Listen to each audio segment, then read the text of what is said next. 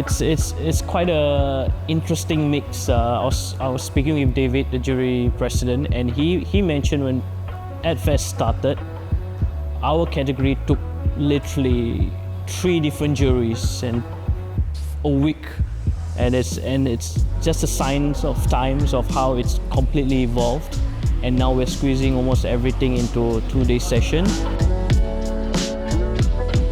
The good thing is film is still film. I mean, you can't get away with that.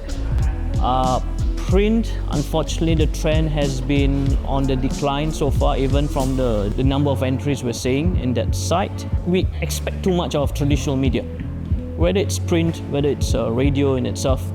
You know, a radio, sometimes a conventional radio could come in, and then when you hear it, and that's it. It's just the interaction between the radio and the consumer. But sometimes we expect too much of it, and as juries, we have to catch ourselves. We're like, okay, is that it? Is that the only thing a radio does? It's supposed to just entertain you? And there were discussions about should we rename the radio category to a subcategory to conventional radio, so that even the expectations from a jury standpoint is very, and also for creatives, like you don't have to overthink, my radio needs to save a life, you know, like this audio does this. So I think sometimes there's that unfair expectation on a traditional media.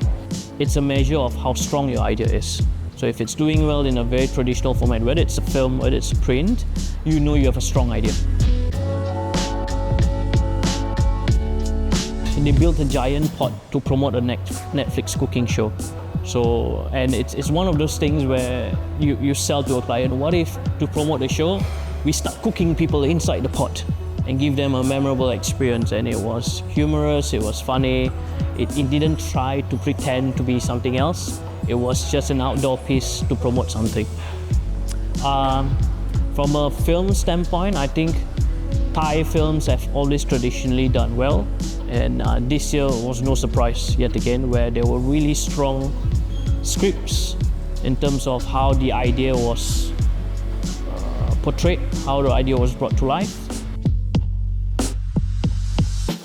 It is still ideas first. It doesn't matter. I mean, you could be in Japan, you could be in Pattaya, you could be in Dubai. And that's, I think, the thing that really binds creatives all over the world. And it's, for sure, the culture will always have a different nuance on how you show up.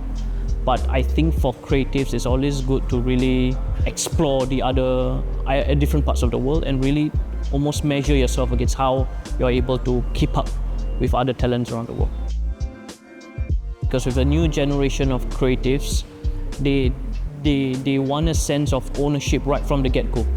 You know, sometimes, you know, I was brought up from school of thought of, oh, you got to do 40 headlines, you give me 100 ideas, and blah, blah, blah. But for the new generation, it's not exactly that per se. It's more on encouraging and fostering the environment that allows them to get there on their own. So I think you have to be conscious, for me at least, I have to be conscious on how I approach it with the young creatives. It's about giving them the space for them to discover themselves and let them be the one on their journey of discovery, you might say. So I think that's the key difference. It's more on like balancing between that hands-off and hands-off approach.